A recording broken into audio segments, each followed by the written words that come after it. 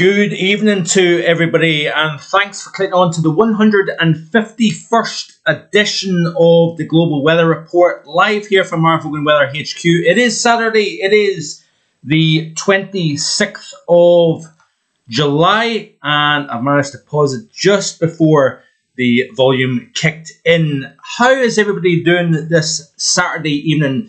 Yes, obviously the stream, this is the third week in a row of Saturday live streams as opposed to Sunday. I'll explain in just a second why that is the case. So yeah, good evening to, who was the first on the stream apart from myself? Richard Gray, good evening to yourself. Chris A, good evening also to you. And the Train and Nature Show, good evening to yourself. Don't know if I've happened to come across your name on YouTube so far, but if you have, well, I do apologise, but for missing out in the past. But yes, it is good to see everybody on this Saturday evening.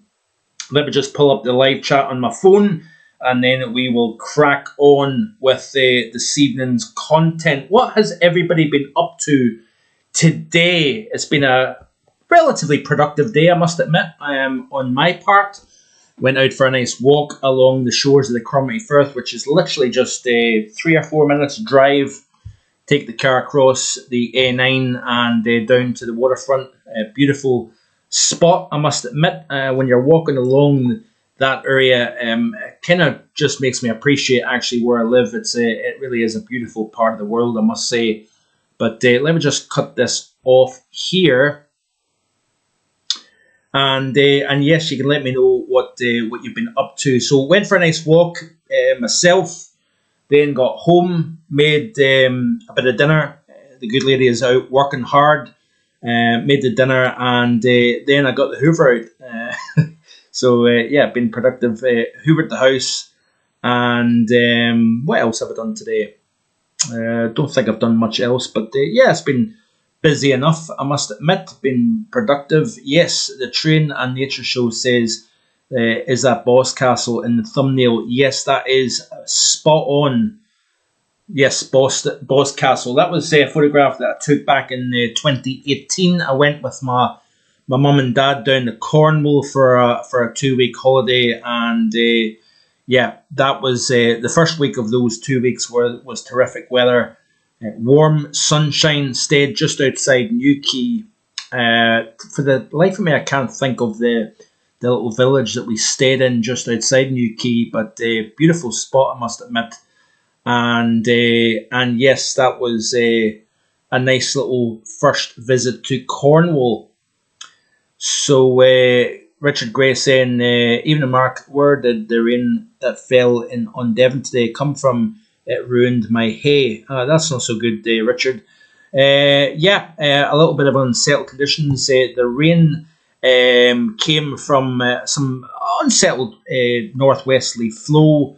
We've got a little bit of fresh air in the mid to upper levels of the atmosphere, warmth at the surface, and that has been a kind of general ongoing theme in recent times, this kind of cool over warm, and the atmosphere tends to want to rise in that kind of situation and produce showers and even localised thunderstorms. Good evening to our very own Richard Trott in Yorkshire. How are you doing, my friend? I hope you're well.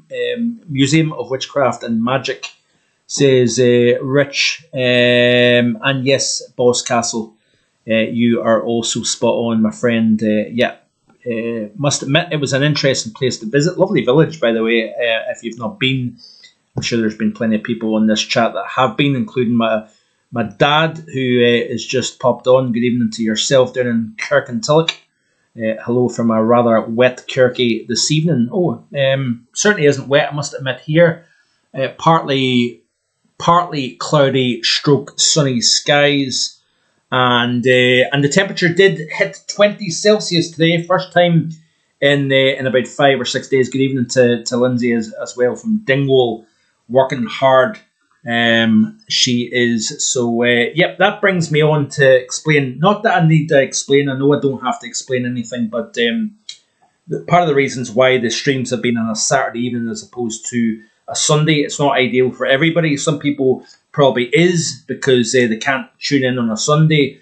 So that's a positive, but there is obviously people out there like Paul James, for example, who is working on a Saturday evening, so can't tune in to the live stream. So I know it's not ideal for everybody, but Lindsay is working these Saturday afternoon and evenings, and she's off on a Sunday. So we don't get the chance to see each other very often through the course of the work week because I work nighttime. She works during the daytime, kind of like ships passing in the night.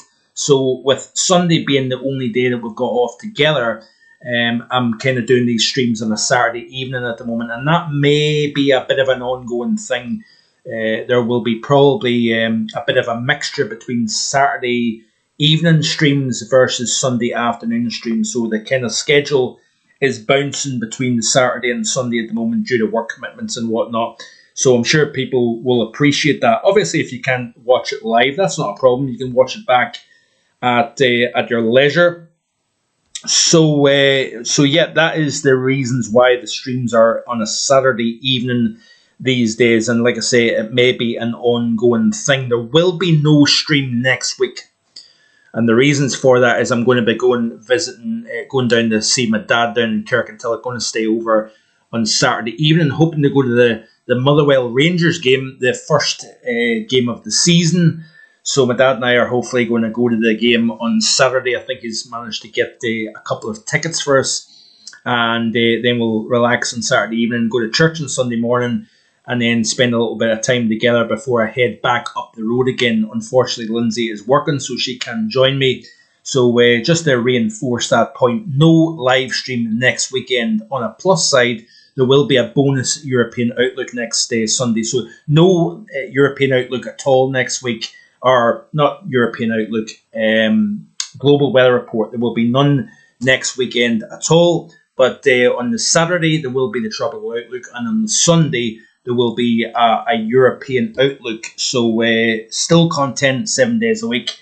And that brings me on to say my little piece as I always do. Be sure to hit that like button. That lets myself and YouTube know that you're enjoying the content here on the channel. And if you haven't already done so, you know what I'm going to say next, but I'll say it anyway. Hit that subscribe button. It's absolutely free. It doesn't cost you a single penny. And it greatly helps myself out because I'm less than 100 away from 7,000 subscribers.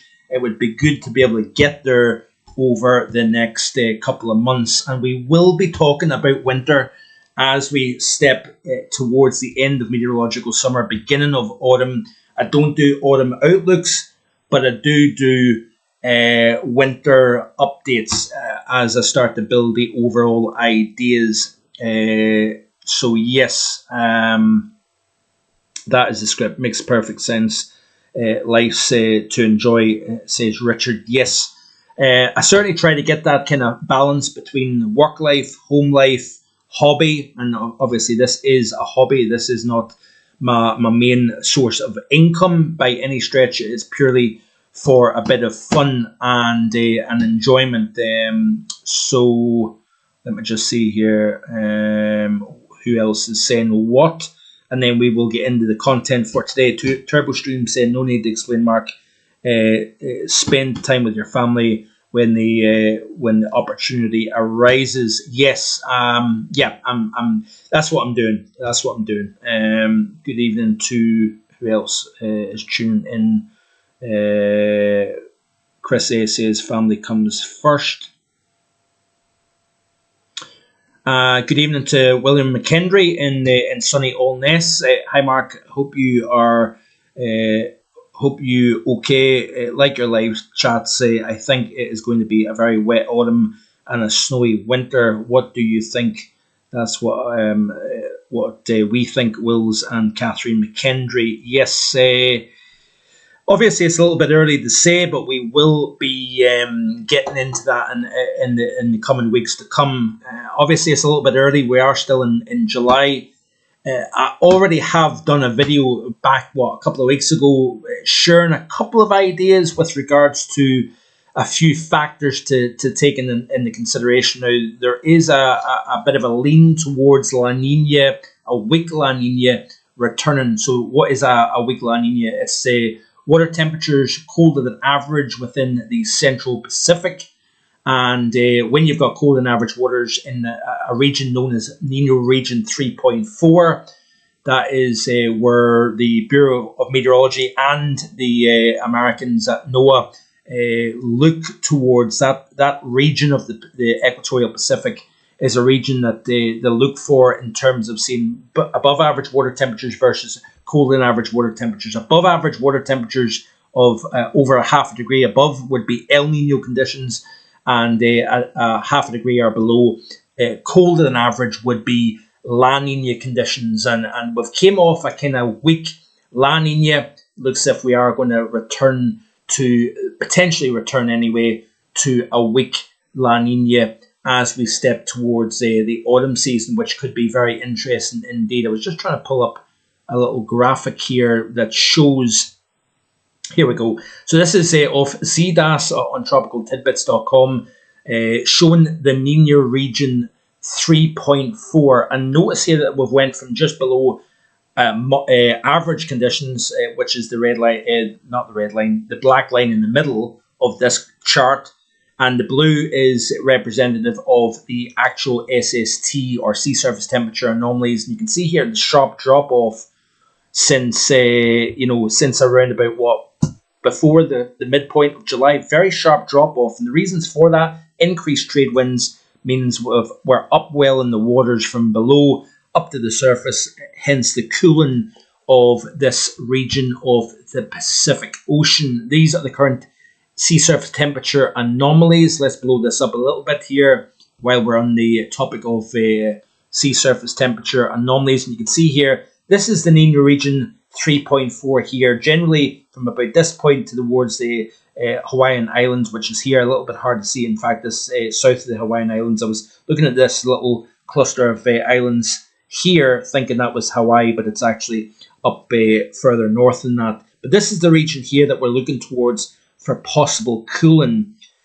And in terms of winter conditions, what you would want to see would be water temperatures cooling, but closer to the South American coastline. We've got an easterly QBO, or quasi-biennial oscillation. This isn't really the time or the place to discuss this in depth, but there's two factors that may lead to somewhat of an early or colder than average start to winter coming up. East QBO and a weak La Nina, especially if you can cool the waters up close to South America.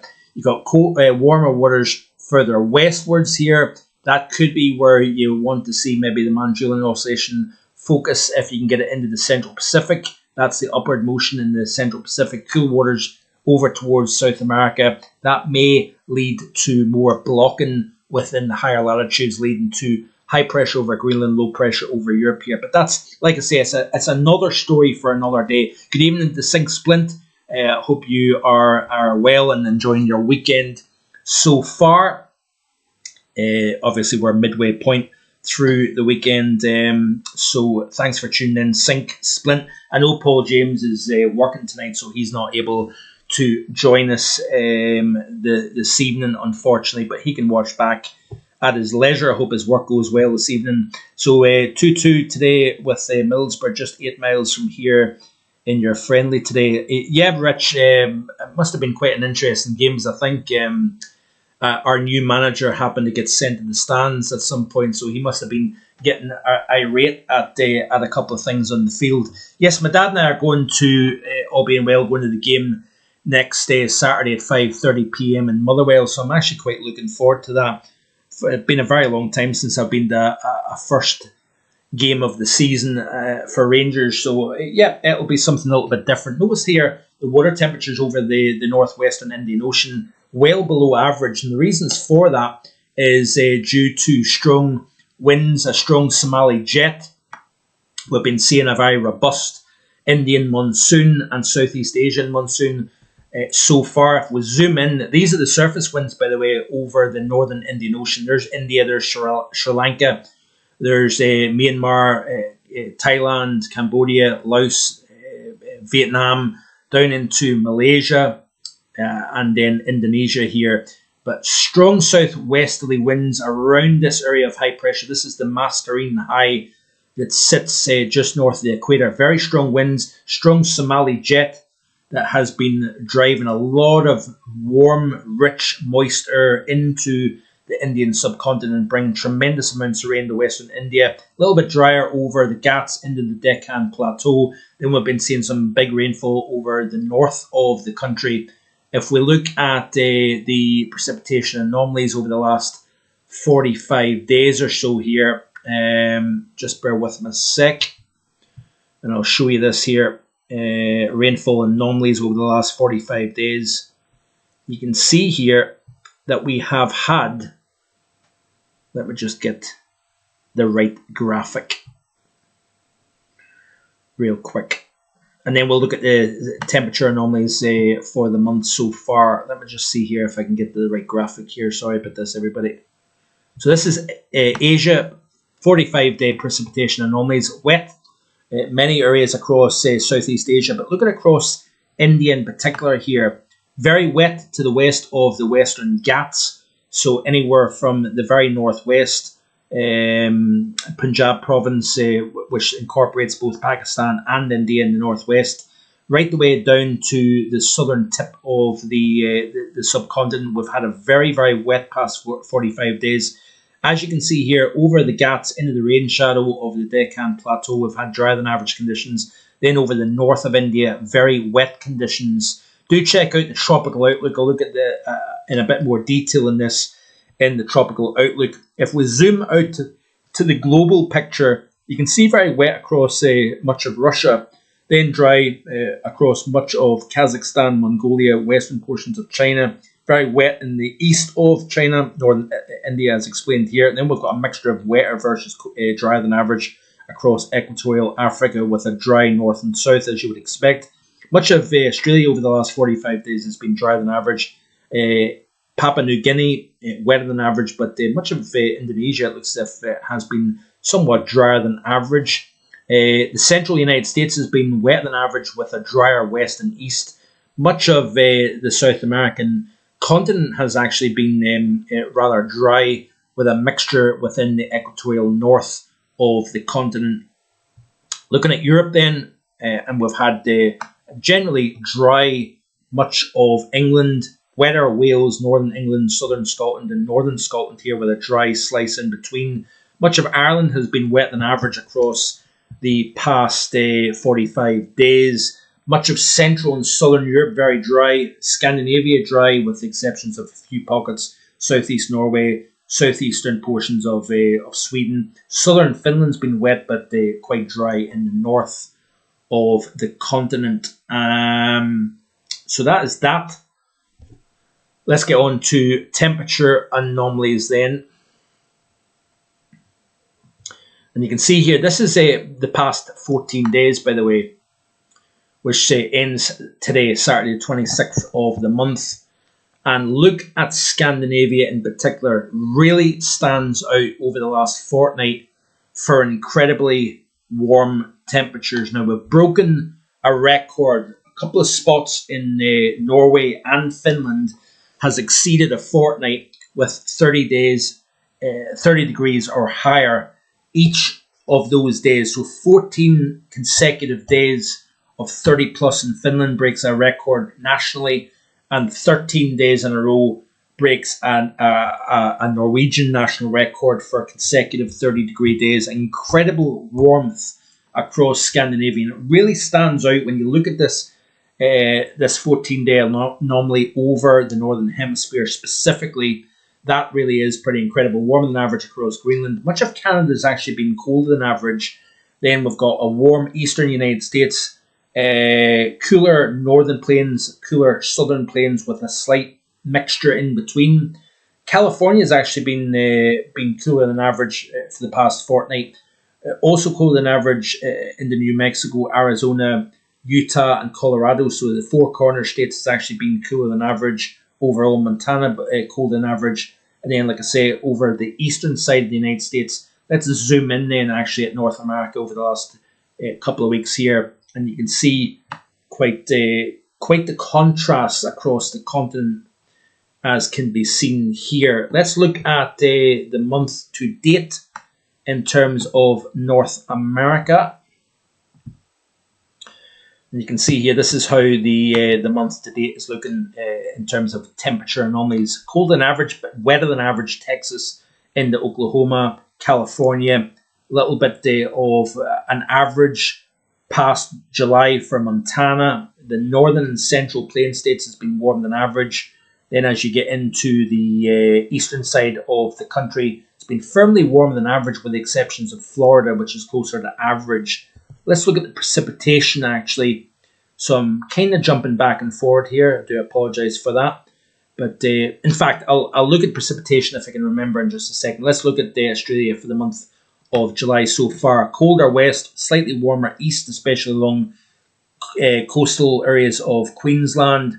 Generally close to average, maybe a lean towards above Northern Territories, the northeast of Western Australia, but the majority of Western Australia has actually been below average, which is interesting. The majority of New Zealand has been warmer than average, as you can see here.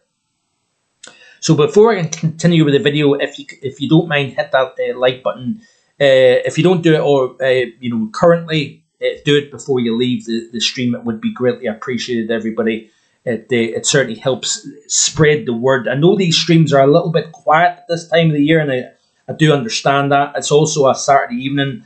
Quite frank with you, I probably wouldn't be sitting watching this if my good lady was at home. We would probably be sitting eating dinner, watching some rubbish on Netflix. So I will hold my hand up there. For the folks that are tuning in, massive thank you to you for doing that. I really do greatly appreciate that.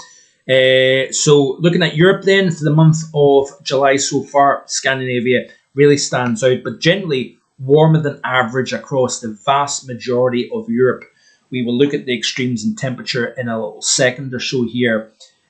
Some very interesting weather going on with cold lobes driving out of the northwest across the UK and Ireland into Central and Eastern Europe. We're going to see a drop-off, a big drop in temperature across the continent over the next wee while or so. If we only go back out the past 5 days, look at the contrast between Norway, Sweden and Finland and France, for example. We've seen a very hot summer up until about a week ago across France, Spain, the Low Countries, even into the southern UK. Now, it's still been generally warmer than average across mainland UK, but the temperatures have been much more suppressed than what they have been thanks to high pressure repositioning further to the west or northwest of Europe here. We've seen these cut-off features moving into the continent, bringing cooler conditions here, but also wetter conditions, very hot into the Balkans, Greece, Turkey, north of the Black Sea, up into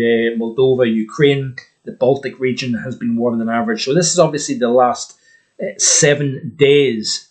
I want to show you the precipitation over the last week to 10 days of CDAS, because this is quite interesting. So this is the last 10 days, dry across Scandinavia, thanks to high pressure. Then we've had these features running in the central areas of Europe, wetter than average, Ireland, UK, kind of north of France, a little slice of drier than average across central and southwestern, wetter east, wetter northeast of Spain. Central areas of Europe has been wetter than average, drier up down into the Balkan region here. This is the last 7 days in terms of precipitation anomaly, as you can see here. As promised, let's look at North America.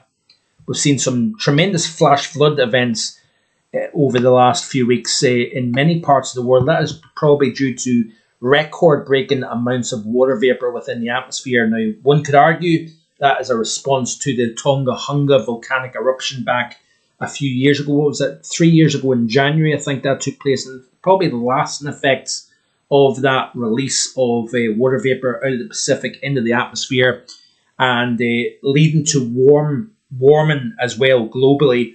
And that coupled with the lasting effects of the Super El Nino as well back a couple of years ago as well. But you can see here the wet north of the United States. It's been slightly drier across Texas, but if we skip out to the past 30 days, in terms of precipitation anomaly. You can see here this central swathe, and it was actually Eric Snodgrass of Ag Nutrient. They provide great daily videos Monday to Friday in terms of United States pattern.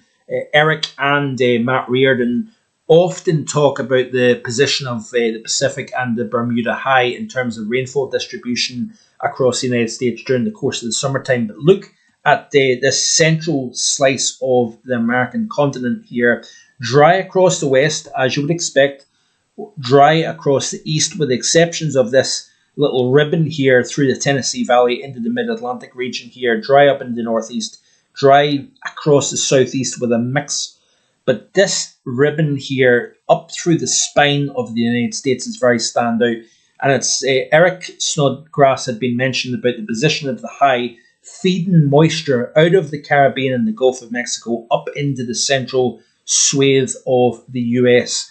That has been leading to quite a wet central portion of North America, which is interesting. Central Canada, incidentally, drier than average. Let's have a quick look actually at the US Drought Monitor, because this is quite interesting in terms of not a huge amount of drought across the central and eastern United States now. Again, that moisture getting fed up through the Gulf of Mexico into the central United States.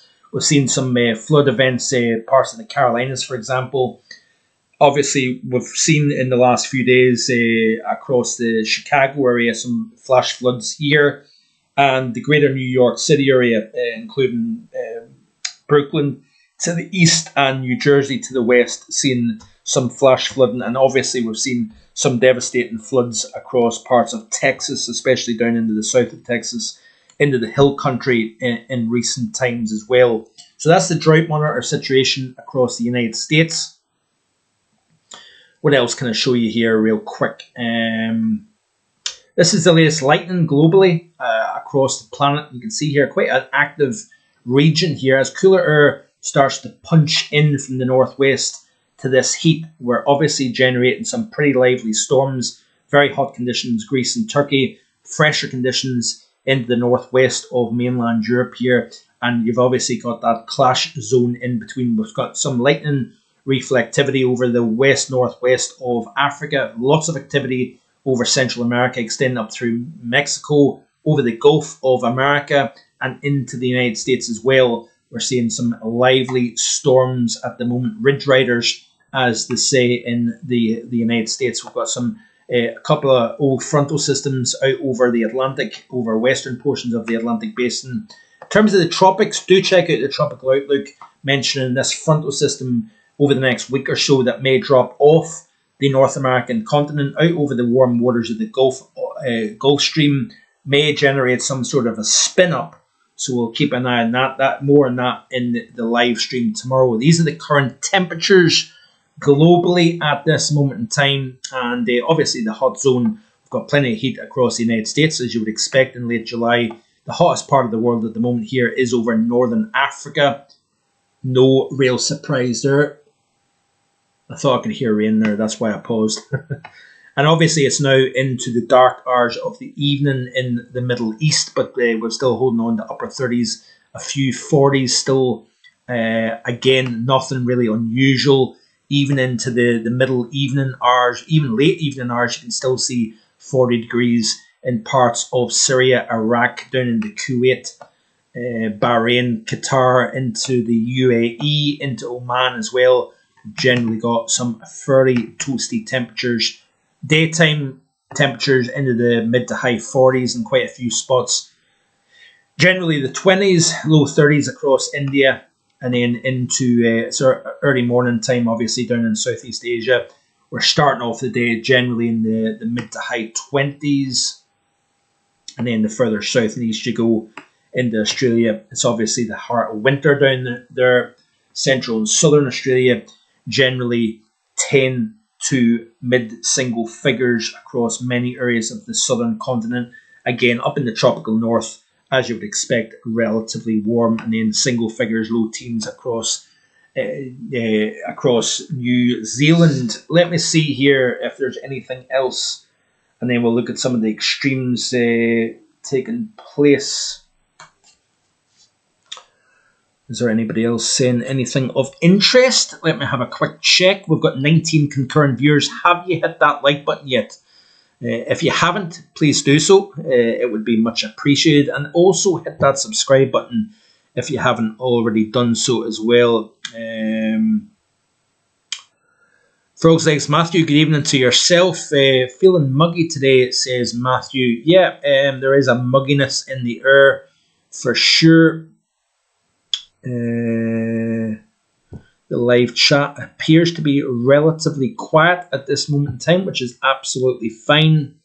Can't believe it's nearly August. Yes, we will try, or I will try at least, to touch on August ideas before I end the stream. So let's have a quick look then at some of the extreme temperatures that have happened over the last few days. And to go straight to Turkey, an incredible 50.5 Celsius was achieved in Turkey back, I believe it was yesterday. This is the first occurrence of 50 plus in Turkey on record. So a new national record for Turkey was achieved a few days ago. And we also seen very high temperatures in the Balkan region as well. So a lot of the heat has been moved out of Western Europe into the east of Europe. We have got some warmer temperatures building back into the France and into the southern UK. I think we had 28 Celsius, for example, yesterday. And I do think there is a possibility towards the end of week 1, into week 2 of August, possible heat wave conditions returning to the UK as high pressure tries to build in. But more on that in a little second here. We've seen a new monthly record for the month of July in Sarajevo with 38.9. We also seen, I believe, in Croatia, I think this was a 42.4 Celsius. 45.8 Celsius was achieved in southern Greece. So near 46 Celsius in southern Greece. We did see mid-40s in western portions of Turkey, but at that very southeast corner of Turkey, right near the Syrian border, is where we've seen the nation's first 50.5 Celsius temperature. Let me just see here quickly. So more on that 50 Celsius in Turkey. Silopi was the place that recorded 50.5 according to Thierry Goose based in Canada. Many areas exceeded 49 Celsius. So that basically we had 5 locations exceed the national record on top of that Silopi 50.5. A minimum temperature of 34.6. So exceptionally hot, uncomfortable temperatures by nighttime as well as by daytime. As explained already, Norway set a new record, 13 straight days above 30 Celsius in one specific location. We had 14 consecutive days in Norway exceeding 30 Celsius. So some very, very impressive warmth. And we also seen low, even mid-20s overnight across parts of Scandinavia. And also, not just Greece, Turkey has been seeing the record-breaking warmth, but also into Cyprus, we had temperatures close to 45 Celsius. Only 0.6 from the national July record for Cyprus, by the way. Quite interesting stuff there. Some unusual cool conditions, gloomy for late July in Calgary, Canada, with rain all day, 25 to 35 millimeters rain. Maximum temperatures 12 below average in Calgary. So at 7 p.m, 9.4 at Calgary's Olympic Park. So pretty chilly in western portions of Canada. Back to the heat in Europe, 45.7 at Paterno. Greece 44.9. And then other parts of the Balkan region, 42, 43 Celsius was achieved. We did see a 50 Celsius recorded in China in the last few days as well. So let me just see here. I think we also seen, it's yet to be confirmed, but Dome Fuji in Antarctica recorded the Antarctica's first minus 80 Celsius of the winter, according to Stefano De Battista, based in Italy. So I always appreciate his information on Antarctica. Let me just see here what else I can show, and then I'll try and move on to some August ideas. This was the scene, by the way, in Astana, Kazakhstan. Severe thunderstorms, blinding rain, etc., etc. here.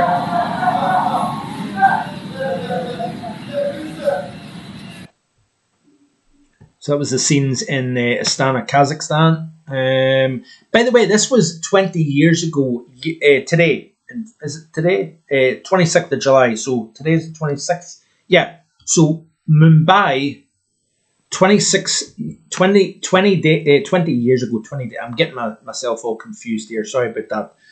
This was an epic rain event in Mumbai on the west coast of India. The city was thrashed by over 1,000 millimeters of rain within a 24-hour period. Thousands lost their lives, and the city was closed for days, and property in the billions damaged. So this was an event that took place 20 years ago in Mumbai.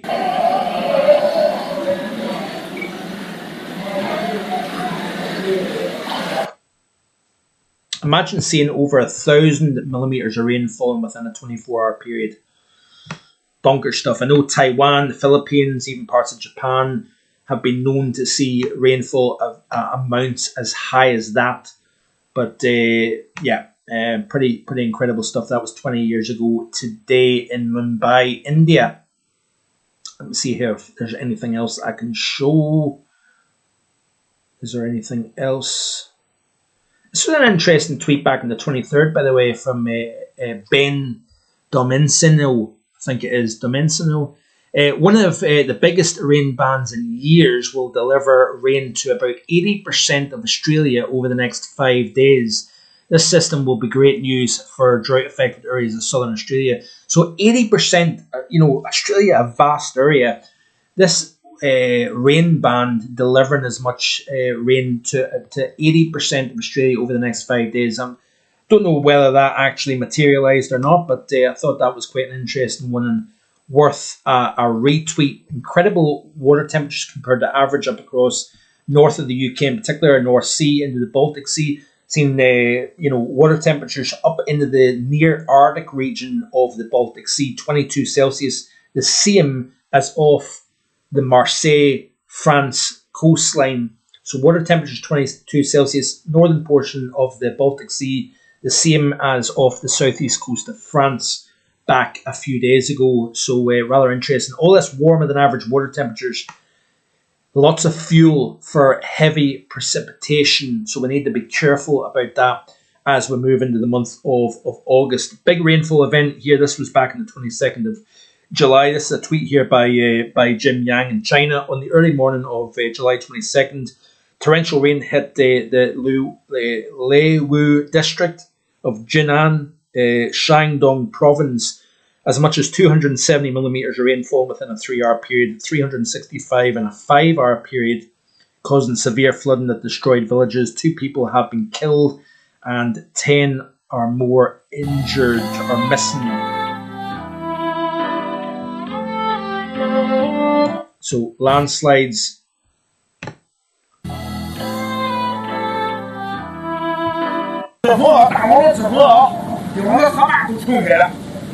So yeah, big rains, especially along that Mayu front that develops at this time of the year. You get a clash of air masses, and then you get tremendous amounts of rainfall in short spaces of time. 500-600 millimeters falling within a 24-hour period in parts of China, causing epic flooding. Unfortunately, this is a part of the world, like parts of the United States, for example, that is subject to extreme weather, and China seems to be getting worse in terms of that. Look at this here from 13 hours ago in the Shaanxi province, receiving 251 millimeters of rain within a 12-hour period. The Beilu River experienced its largest flood since 1994.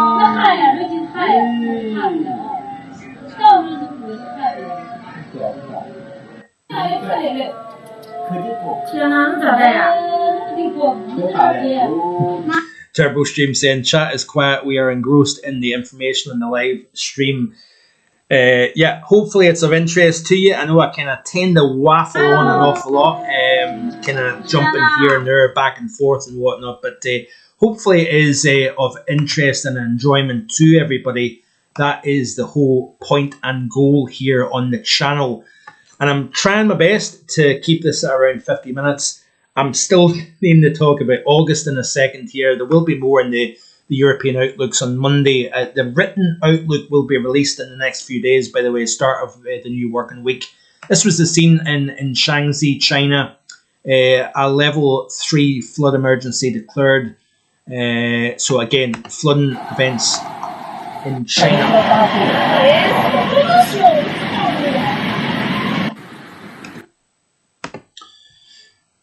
Skipping on then. This was the scene, by the way, in Chicago.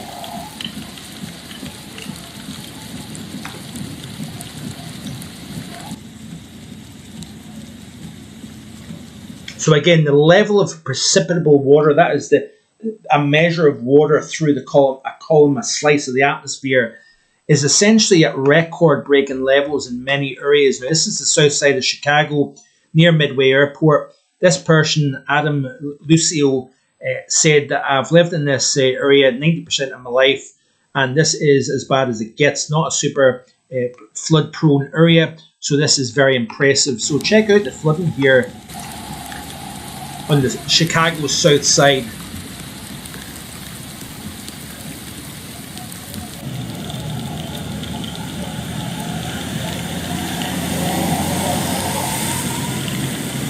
Had the privilege of visiting Chicago twice. Fantastic place.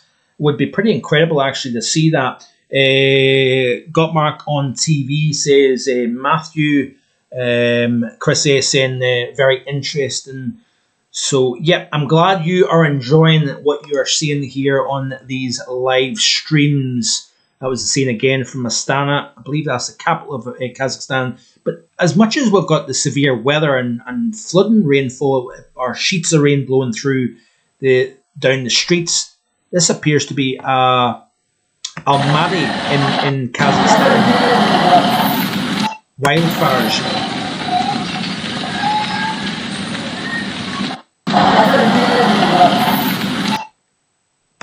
So in parts of Kazakhstan, we're getting severe weather. Other parts, we're getting the wildfires. This was the hail that fell in parts of Algeria, Africa. Quite interesting stuff. Not snow, but hail in the Les Bois area of Switzerland.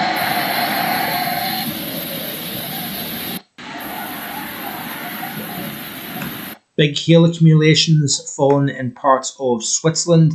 This again in parts of Hebei, China. 125.9 millimeters of rain fallen within just 1 hour. So remember, 25 millimeters is 1 inch. Obviously, 100 is 4 inches. Another 25 is 5 inches. So you're talking, over 5 inches of rain falling within 1 hour. There you go. I'm testing my math skills live on the stream as well. Maths is not my strong point. Left school with literally nothing, but thanks to the weather, I've managed to educate myself somewhat by being able to read, write, and count. Essentially, thanks to weather. This was more flooding scenes in Hebei, China. As much as 444 millimeters of rainfall within a 12-hour period. Let's look at this video here.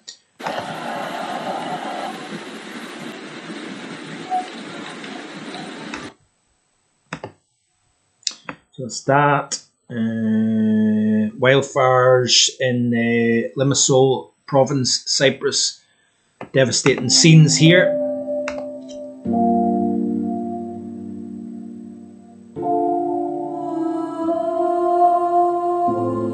Yeah. Very sad, very, very sad scenes coming out of here. This is the Philippines again, flooding. Look at this chap here on his bike. I'll play that back.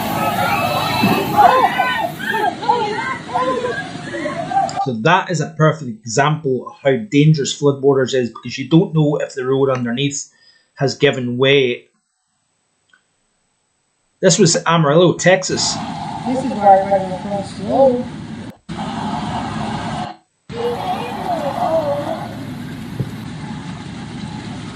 This is where everybody goes slow. New Mexico, we're seeing floods here also. Large hail accumulations in Murcia, Spain. Wildfires again, Limassol province in Cyprus. This is a Baltistan in Pakistan. Gilgit, Baltistan, Pakistan, seeing these flash floods. This was back from a couple of days ago. Okay, let's finish off by talking about August. And my general overall opinion is such that I think we will see high pressure building back in over much of the UK. So let's have a look at Europe. This is going to be short and sweet, so bear with. There will be much more detail coming up in the European Outlook at the beginning of the new working week, along with the written article that will be published on marfoganweather.com. So more reason, if you're interested to know more, hit that subscribe button and then hit the notification bell so that you don't miss any future upload.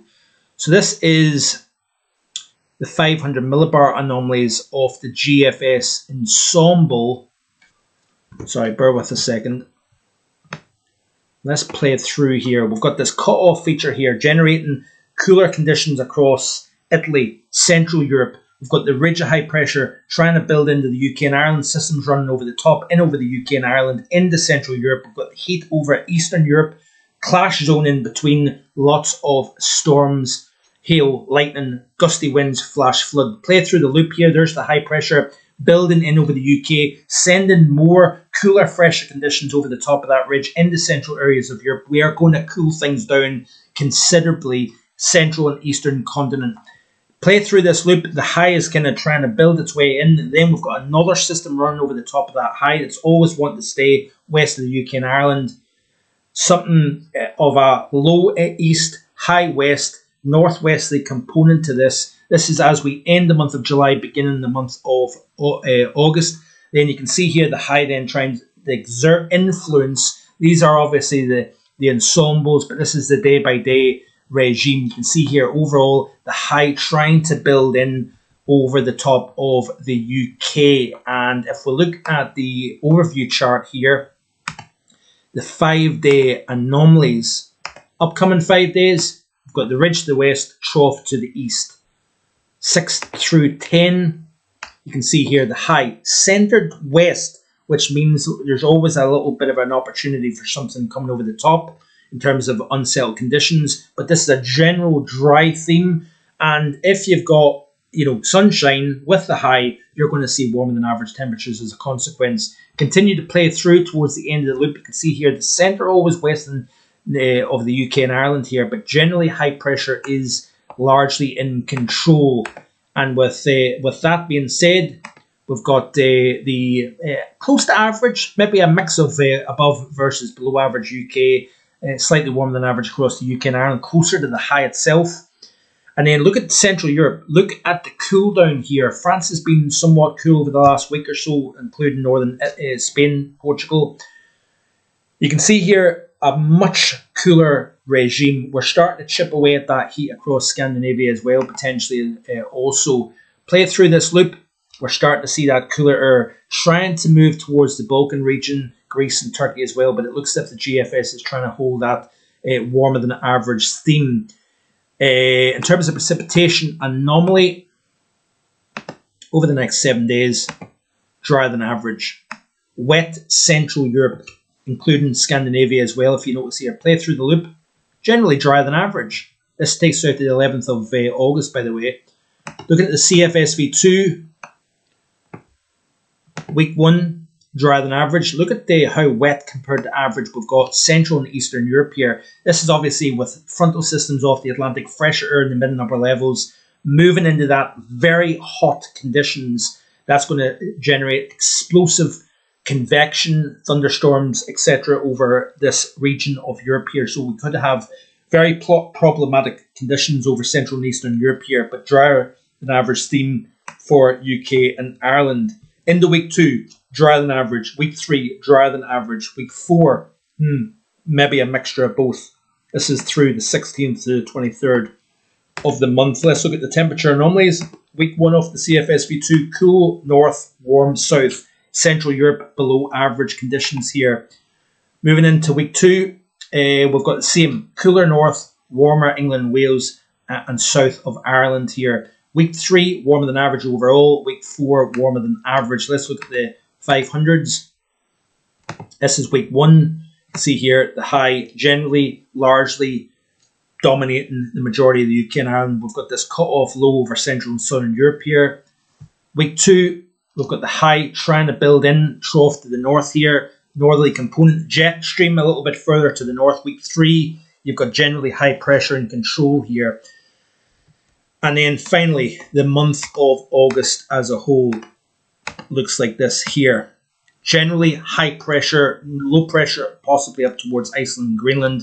High pressure over mainland Europe. And Rich is slightly anticyclonic. That is the thinking, Rich. I think that's what we're going to get. So let me just see here. Let me just finish off because I think I've covered as much as I can in today's stream. No stream next week, obviously, as I've already said, but there will be plenty of content coming up. Still 7 days a week, even though there's no live next week. Tropical Outlook Saturday and the European Outlook will be on Sunday. No global video next weekend. So I'm going to take a little break from that and then I'll be back the following week.